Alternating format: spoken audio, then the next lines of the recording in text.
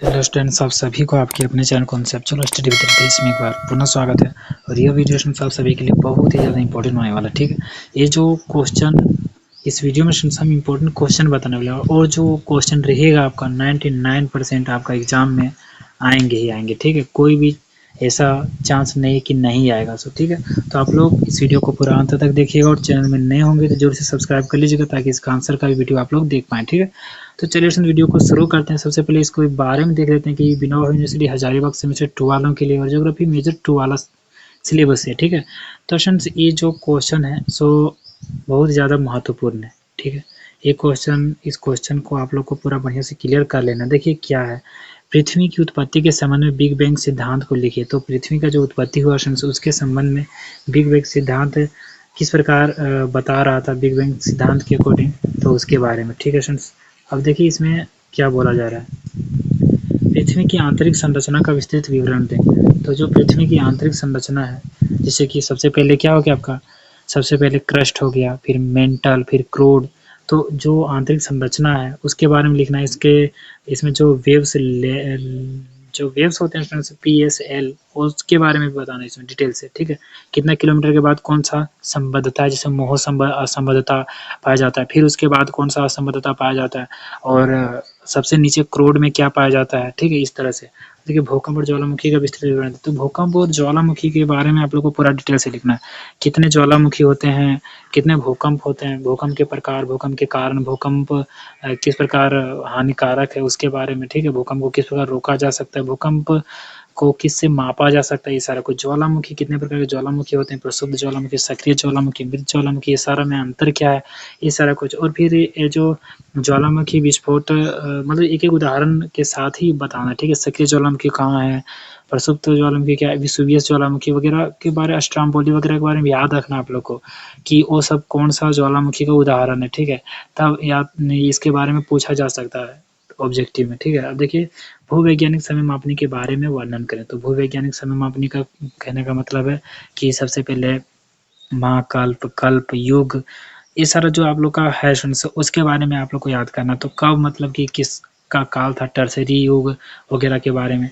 ठीक है, टर्सरी युग हो गया, फिर पेलियोजोइक युग हो गया, ये सारा एरा वगैरह जितना भी है आप लोग को याद कर लेना। क्रिटेशियस हो गया, मेसोजोइक हो गया, तो ये सारा कुछ आप लोग को याद कर लेना। ठीक है, अब देखिए आगे क्या है, भू आकृतिक प्रक्रियाओं का विस्तृत विवरण दे। तो भू आकृतिक प्रक्रियाएं जितने भी हैं उसके बारे में, जैसे कि अपर्दन हो गया, अपक्षय हो गया और निक्षेपण हो गया। तो ये सारा कुछ क्या आप लोग को ये सारा जितने भी निर्माण होते हैं इसके द्वारा वो सारा कुछ, जैसे कि बर्फीले जगहों में भी बहुत तरह का चीज़ निर्माण होता है। फिर देखिए ये सबसे पहले आप लोग को लिखना है कि जल अपरदनात्मक स्थलाकृति, फिर भू आकृतिक प्रक्रिया। ठीक है, अच्छा ठीक है, चलिए देखिए भू आकृतिक में जैसे नदी प्रवाह के द्वारा भी बहुत सारा का आकृति बन जाता है। फिर देखिए हवा के द्वारा भी बन जाता है, फिर हवा के द्वारा हो गया, फिर बर्फ के द्वारा बन जाता है।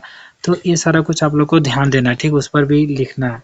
अब देखिए वायुमंडल की संरचनात्मक वर्णन करें। तो वायुमंडल जो जितने भी परत हैं, जैसे क्षोभ मंडल हो गया, फिर समताप मंडल है, मध्य मंडल है, इस तरह से आयन मंडल है, फिर बाह्य मंडल, ये सारा कुछ मंडल कितने किलोमीटर के बाद कितना कौन सा आता है, ये सारा कुछ आप लोग को डिटेल में लिखना है। और वहाँ के क्यों मतलब बांटा गया। ठीक है, और कितने किलोमीटर में वहाँ का तापमान क्या है, वहाँ का स्पीड क्या है पवन का यानी कि हवा का। ठीक है, अब देखिए सातवां में सूर्यातप, उष्मा बजट, पवन की गति, वायुमंडलीय दाब, वायु राशियाँ, चक्रवात और प्रति चक्रवात तथा कोपेन की जलवायु वर्गीकरण के बारे में विस्तृत विवरण। तो ये सारा कुछ आप लोग को शॉर्टकट में जान लेना है, लेकिन जानना है स्टूडेंट्स। ठीक है, जान लीजिए आप लोग बढ़िया, इससे भी क्वेश्चन आएंगे।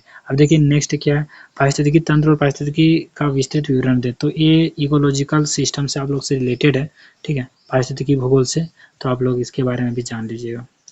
अब देखिए अगला बायोम, घास के मैदान, जैव विविधता, समुद्री लवणता तथा समुद्री निक्षेपों का विस्तृत विवरण दे। तो ये सारा कुछ आप लोग का बायोम से रिलेटेड। अब देखिए नेक्स्ट इसमें इंग्लिश से भी क्वेश्चन हम बना दिए हैं, आप लोग में से बहुत सारे इंग्लिश से भी हैं।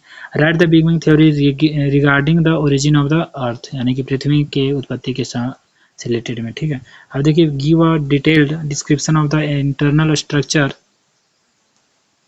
तो देखते हैं यहाँ क्या बोल रहा है, give a detailed description of the internal structure of the earth. तो इंटरनल स्ट्रक्चर जो है सो उसके बारे में बताना है, यानी कि आंतरिक संरचना। Give a detailed account of earthquake and volcanoes, तो भूकंप और ज्वालामुखी के बारे में बताना है। अब देखिए आगे इसके बारे में बताते, ठीक है। हो गया आपका इतना दूर तक। देखिए यहाँ पर क्या बोल रहा है, describe the geological time scale, geological time scale के बारे में, यानी भूवैज्ञानिक समय मापने के बारे में। Give a detail description of the geomorphic process, यानी कि भूआकृतिक प्रक्रियाओं के बारे में। तो भूआकृतिक भूगोल एक है शंस, ठीक है, किनका है, तो सविंदर सिंह का है, वो भी मेरे पास बुक है, बहुत ही बढ़िया है, ठीक है। देखिए describe the structure of the atmosphere, तो वायुमंडल का स्ट्रक्चर के बारे में बात हो रहा है। Insulation, heat budget, wind speed, atmospheric pressure, air masses, cyclone and anticyclone. Other give a detailed account of cyclone and Köben's climate classification के बारे में, ठीक है। अब देखिए give a detailed account of ecosystem and ecology के बारे में हो गया। Biomes, grasslands, biodiversity, soil, marine salinity and marine deposits, give detailed description of, ये सारा का थोड़ा सा बताना इस सब के बारे में, ठीक है स्टूडेंट्स। तो ये सारा कुछ इस वीडियो में था। तो स्टूडेंट्स आई होप आप लोग को सारा समझ में आ गया होगा। यही सारे इंपॉर्टेंट क्वेश्चंस हैं जो कि मेरे द्वारा दिया गया, तो आप लोग के लिए इंपॉर्टेंट है। आप लोग क्वेश्चन पेपर जरूर से सेंड कीजिएगा स्टूडेंट्स, व्हाट्सअप नंबर मेरे डिस्क्रिप्शन बॉक्स में है, ठीक है। तो हम बताएंगे आंसर का भी वीडियो, तो आप लोग तुरंत से इसको बना लीजिए आप लोग, ठीक है। बढ़िया से तैयारी कर लीजिए ताकि एग्ज़ाम बढ़िया से दे सकें। और चैनल में नए होंगे तो जरूर से सब्सक्राइब कर लीजिएगा ताकि आगे सेमेस्टर में भी बहुत अच्छा तरीका से हम बता सकें और आप लोग देख पाएँ वीडियो तुरंत, ठीक है। तो थैंक्स फॉर वॉचिंग फ्रेंड्स, फिर मिलेंगे नए इंटरेस्टिंग वीडियो के साथ। जय हिंद, वंदे मातरम।